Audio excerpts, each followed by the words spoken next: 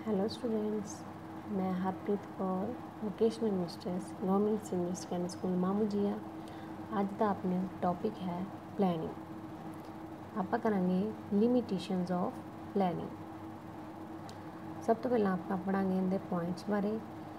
ਕੀ ਨੇ ਇਹਦੇ points. First ਹੈ planning leads to rigidity. Second ਹੈ ਪਲੈਨਿੰਗ ਰਿਡਿਊਸ ਕ੍ਰੀਏਟਿਵਿਟੀ। थर्ड है प्लानिंग इन्वॉल्व्स ह्यूज कॉस्ट।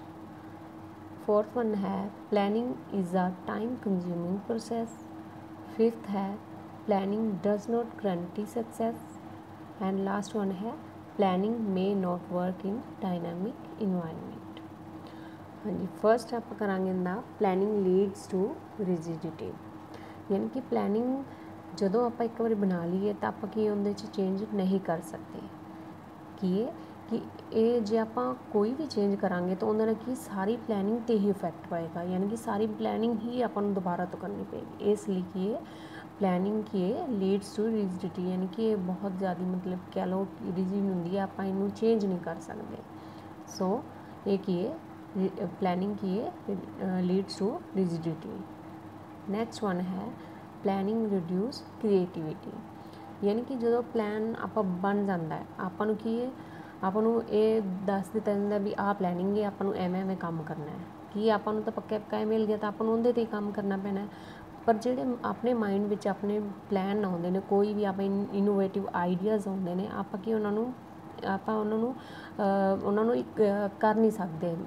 ਮਤਲਬ ਕਿ ਆਪਾਂ ਨੂੰ ਕਹਿ ਸਕਦੇ ਹਾਂ ਕਿ ਆਪਾਂ ਉਹਨਾਂ ਨੂੰ ਅਪਲਾਈ ਨਹੀਂ ਕਰ ਸਕਦੇ। ਸੋ ਇਹ ਕੀ ਹੈ ਪਲੈਨਿੰਗ ਰਿਡਿਊਸ ਕ੍ਰੀਏਟਿਵਿਟੀ। ਯਾਨੀ ਕਿ ਕੋਈ ਵੀ ਕਰਮਚਾਰੀ ਦੇ ਆਈਡੀਆਜ਼ ਆਉਂਦੇ ਨੇ ਤਾਂ ਉਹਨਾਂ ਨੂੰ ਕੀ ਹੈ ਕਰ ਨਹੀਂ ਸਕਦਾ, ਉਹਨਾਂ ਨੂੰ ਆਈਡੀਆ ਆਪਣੇ ਪ੍ਰੋਸੈਸ 'ਚ ਨਹੀਂ ਲਿਆ ਸਕਦਾ। ਸੋ ਪਲੈਨਿੰਗ ਕੀ ਹੈ ਕ੍ਰੀਏਟਿਵਿਟੀ ਜੋ ਵੀ ਹੈਗੀ ਹੈ ਇੰਪਲੋਈ ਦੀ, ਉਹ ਕੀ ਹੁੰਦੀ ਉੱਥੇ ਦੀ ਉੱਥੇ ਹੀ ਰਹਿ ਜਾਂਦੀ, ਉਹਦੇ ਮਾਈਂਡ 'ਚ ਹੀ ਰਹਿ ਜਾਂਦੀ, ਉਹ ਚੇਂਜ ਨਹੀਂ ਕਰ ਸਕਦਾ ਉਹਨੂੰ। ਨੈਕਸਟ ਵਨ ਹੈ planning is a time consuming process. ਇਹਦੇ ਵਿੱਚ ਕੀ ਹੈ ਕਿ ਬਹੁਤ ਜ਼ਿਆਦਾ ਟਾਈਮ ਕੀ ਹੈ ਸਪੈਂਡ ਹੁੰਦਾ ਹੈ। ਯਾਨੀ ਕਿ ਬਹੁਤ ਜ਼ਿਆਦਾ ਟਾਈਮ ਕਹਿ ਲਓ ਕਿ ਕੋਈ ਵੀ ਆਪਾਂ ਨਿਰਣੇ ਲੈਣੇ ਆ, ਚੋਣ ਕਰਨੀ ਕਿਸੇ ਦੀ, ਅਤੇ ਉਹ ਕੀ ਉਹਦੇ 'ਤੇ ਕੀ ਟਾਈਮ ਬਹੁਤ ਜ਼ਿਆਦਾ ਲੱਗਦਾ ਹੈ। ਅਤੇ ਇਹਦੇ ਨਾਲ ਕੀ ਹੁੰਦਾ ਕਿ ਆਪਾਂ ਪਹਿਲਾਂ ਸੋਚਦੇ ਹਾਂ ਵੀ ਆਪਾਂ ਕੀ ਕਰਨਾ ਹੈ, ਕਿਵੇਂ ਕਰਨਾ ਹੈ, ਕਿਸ ਨੇ ਕਰਨਾ, ਕਦੋਂ ਕਰਨਾ ਹੈ। ਯਾਨੀ ਕਿ ਇਹ ਸਾਰਾ ਕੁਛ ਕਰਨ 'ਤੇ ਇਹ ਨਹੀਂ ਕਿ ਹਾਂ ਆਪਾਂ ਬੈਠੇ ਹਾਂ ਤਾਂ ਲਓ ਜੀ ਹੋ ਗਿਆ ਨਹੀਂ। ਆਪਾਂ ਨੂੰ ਕੀ ਇਹਦੇ ਬਾਰੇ ਕਾਫੀ ਟਾਈਮ ਲੱਗ ਜਾਂਦਾ ਸੋਚਣ 'ਤੇ ਵੀ ਇਹ ਕੰਮ ਕਿਵੇਂ ਕਰਨਾ ਹੈ, ਪਲੈਨਿੰਗ ਕਿਵੇਂ ਕਰਨੀ, ਕਦੋਂ ਕਰਨੀ ਹੈ, ਕਿਸ ਨੇ ਕਰਨੀ ਹੈ, ਕਿੱਥੇ ਕਰਨੀ ਹੈ, ਕੌਣ ਕਰੇਗਾ। ਯਾਨੀ ਕਿ ਇਹ ਸਾਰਾ ਕੁਛ ਕੀ ਹੈ ਇਹਦੇ ਤੋਂ ਬਹੁਤ ਜ਼ਿਆਦਾ ਟਾਈਮ ਲੱਗਦਾ ਹੈ। ਇਹ ਕੀ ਹੈ planning is a time consuming process. Next one ਹੈ ਪਲੈਨਿੰਗ ਇਨਵੋਲਵ ਹਿਊਜ ਕੋਸਟ। ਯਾਨੀ ਕਿ ਇਸ 'ਤੇ ਕੀ ਹੈ ਬਹੁਤ ਜ਼ਿਆਦਾ ਖਰਚ ਹੁੰਦਾ ਹੈ। ਯੋਜਨਾ ਪ੍ਰਕਿਰਿਆ ਵਿੱਚ ਪਹਿਲਾਂ ਹੀ ਸਾਰੇ ਕੰਮ ਕਰਨ ਦੇ ਤਰੀਕੇ ਜੋ ਵੀ ਹੁੰਦੇ ਉਹਦੇ ਬਾਰੇ ਤੱਥ ਇਕੱਠੇ ਕੀਤੇ ਜਾਂਦੇ ਹਨ।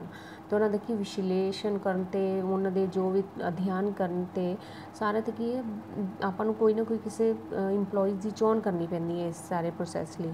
ਅਤੇ ਇਹਦੇ 'ਤੇ ਕੀ ਹੈ ਜੇ ਆਪਾਂ ਕਰਮਚਾਰੀ ਉਹਨਾਂ ਨੂੰ ਕਿੰਨੇ ਆਪਾਂ ਨੂੰ ਕਰਮਚਾਰੀ ਲੈਣੇ ਪੈਣਗੇ ਅਤੇ ਉਹਨਾਂ 'ਤੇ ਕੀ ਹੈ ਆਪਾਂ ਨੂੰ ਉਹਨਾਂ ਨੂੰ ਪੇ ਦੇਣੀ ਪਏਗੀ ਉਹਨਾਂ ਨੂੰ, ਅਤੇ ਇਹਦੇ 'ਤੇ ਕੀ ਬਹੁਤ ਜ਼ਿਆਦਾ ਖਰਚ ਹੁੰਦਾ ਹੈ।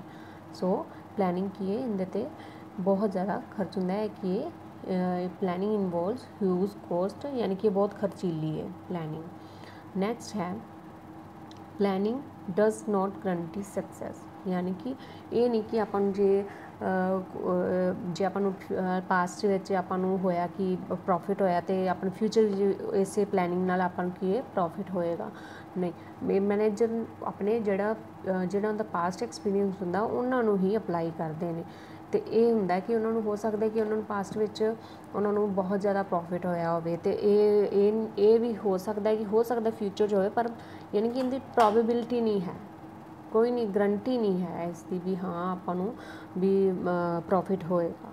ਸੋ ਇਹ ਕੀ ਹੈ planning does note guarantee success. ਯਾਨੀ ਕਿ ਆਪਾਂ ਨੂੰ ਕੋਈ ਗਰੰਟੀ ਪ੍ਰਦਾਨ ਨਹੀਂ ਕਰਦੀ ਪਲੈਨਿੰਗ ਕਿ ਹਾਂ ਜਿਹੜੀ ਪਲੈਨਿੰਗ ਕੀਤੀ ਹੈ ਇਹਦੇ ਨਾਲ ਆਪਾਂ ਨੂੰ ਫਿਊਚਰ 'ਚ ਕੀ ਹੈ ਪ੍ਰੋਫਿਟ ਹੋਏਗਾ ਜਾਂ ਨਹੀਂ।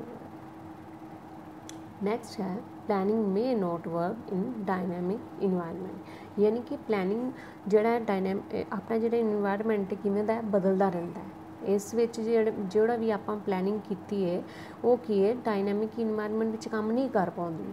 यानी कि ये ਜ਼ਰੂਰੀ नहीं हो सकता ਹੁੰਦਾ कि जो आप सोचा है वो मतलब कि इस तरह ही चलेगा, नहीं।